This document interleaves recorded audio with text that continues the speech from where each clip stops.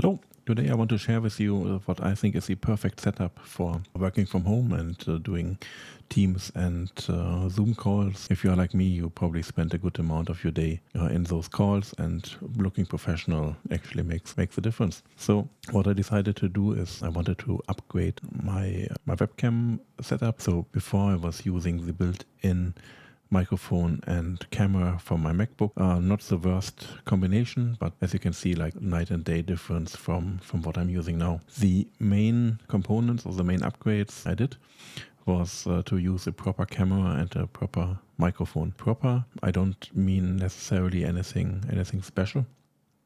But if you already have camera, like a DSLR or a mirrorless, that will give you like 1,000,000 times better image quality than you get from your webcam, even if you have a high resolution webcam. What I'm using is a Sony A1 with a 35mm lens, so that's a good combination, but the only reason I'm using that is because I like photography and this is the equipment I had. So if you use just your regular DSLR, it will be just as good. I don't think you will significant difference in quality if you use that. The important part here is that you need to pay attention of how you connect your components. For the camera, there are basically two different ways.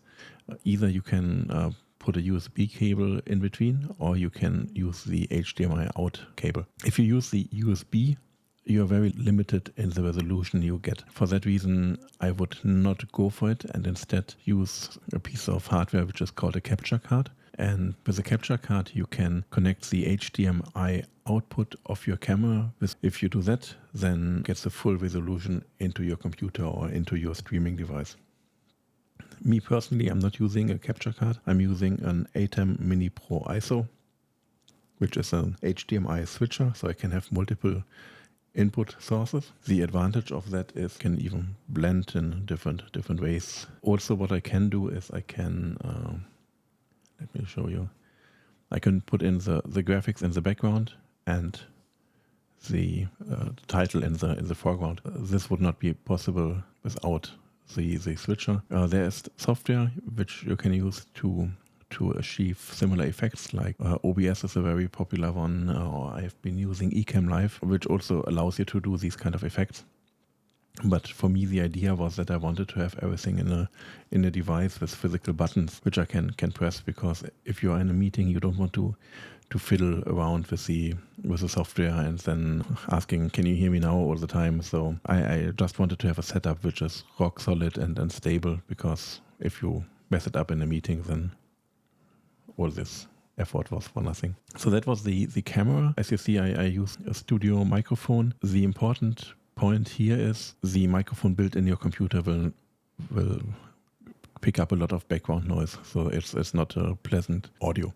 What you can use is, some people use their AirPods or a Bluetooth headset. All of this I think is not optimal, because whenever you use Bluetooth, you have a bit of lag when you speak, and depending on how you set things up, you might even get an echo, and that is totally distracting for yourself. So you start to stutter during the meeting, and that's even worse because you lose track of what you are saying. So what I'm having here is a Roadcaster Pro for the microphone input, and I have like a monitor, headset, and the microphone. Basically, you can use anything you like, but I would strongly advise to get a cable version.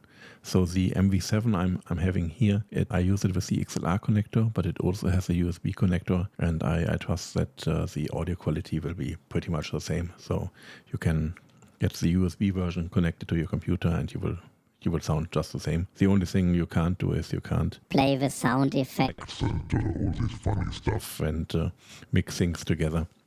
But yeah, that's personal preference. That was the audio. In terms of light, you can go totally crazy with your light setup. I don't have the space to do that, so all I got was a Ringlight. The advantage of a Ringlight is that it gives you a very even lighting of your face. So basically, I have the ring.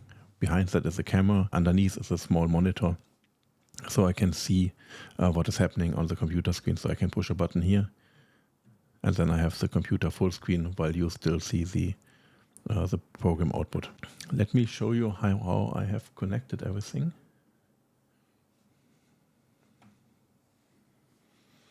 So these are the connections. As you can see, the Atem and the Roadcaster are kind of in the center of all of that.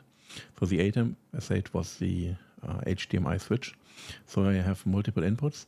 I have the DSLR, or in my case a mirrorless camera, which goes via HDMI to the Atem. I have the computer, which you are seeing now, which also goes via HDMI to the Atem. And then I have a Raspberry Pi 400. And the Raspberry Pi has 2 HDMI out ports, and it comes with a very operating system based on Linux. So I'm using a cloud-based service called Grafias. I will talk about that in a moment. And basically that Grafias controls the output on those 2 HDMI ports, and that allows me to put in basically any video source I want. So if I want the background to be a static picture, I can just pick any picture. If I want it to be a video, I can put in a video, and you can basically place yourself wherever you want it to be. As you can see, I have a green screen behind me. That's a piece of paper in green, or you can paint your wall or whatever you want to do. For me, the green screen was an easy solution. I have like a foldable thing from Elgato, which is actually very, very nice, and it saves a lot of space. So I can pull it up when I need it, fold it together. It takes 10 seconds to do so, and it works very, very well. Getting back to the diagram, camera, 2 inputs from the Raspberries and the computer. All that goes into the Atem. And what I do with it is I record to an SSD disk. And the only reason I'm doing that at the moment is that I want to have it in DaVinci Resolve. So if I do a video, then I can edit it afterwards. This USB connection could as well go back to the computer. And if it goes to the computer, then you can have it as a source in Zoom, Teams, Line, whatever you want to use. So that's the only disadvantage of the small Atem. It only has 1 USB output, and you cannot connect computer and SSD disk at the same time, which is a bit of a bummer. But the thing costs half of the 8-port version, so I wasn't willing to spend more. And then I have an output to a small screen. What I do with the screen is I have my camera in the Ringlight. Underneath the lens, I have the small screen. And the advantage of that is that I can basically look straight into the camera. I'm looking a tiny bit below. I'm not sure if you notice that, but it still looks like I pay attention to the meeting. While if I would look like that to the computer all the time, it kind of looks weird. So having a control screen underneath is a good thing. You could also do that with your computer. It depends how it fits on your desk. So for me, the small TV was the easiest solution, and those things cost very little. So that was good. On the audio side, I have the computer so I have the microphone as a main source, which is what you're hearing now.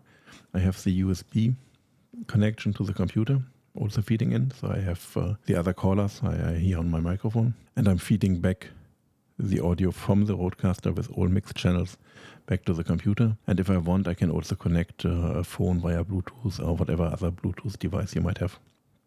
And then it goes to the headphones as an audio out. And it also records it on a memory card. And that memory card you can connect and read when you edit the video afterwards. Of course, if you use Teams, you don't need that. This is it with me. Or if I want to be in an office.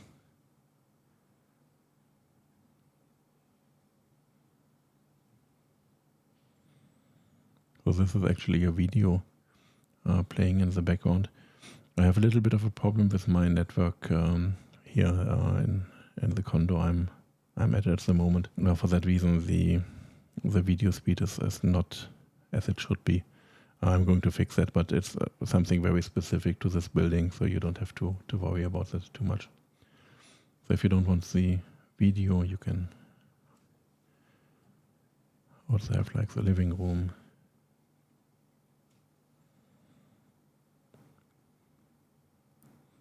A meeting room. Personally, I like this one here.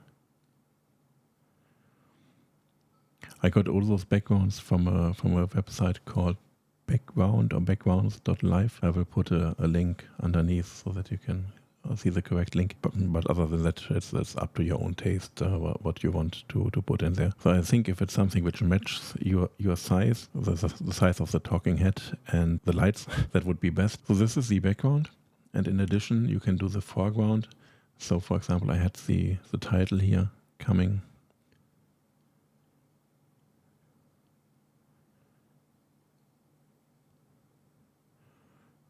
Or in an office environment, if you play bullshit bingo, this can also be quite useful to have.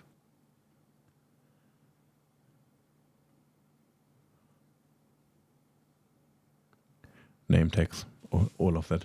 So the software is called Grafias, and basically you define your display. The display can also be your computer screen or a virtual screen on your computer, which you then share.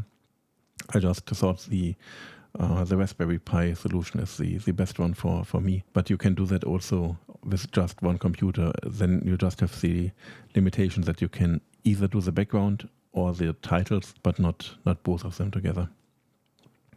And that was it. So please like and subscribe so that other people can see this video as well. And if you have any questions, put them in the comment. I will try to answer as good as I can. If you see anything which you think should be done differently, please also let me know. I'm happy to learn. I just started with all of that.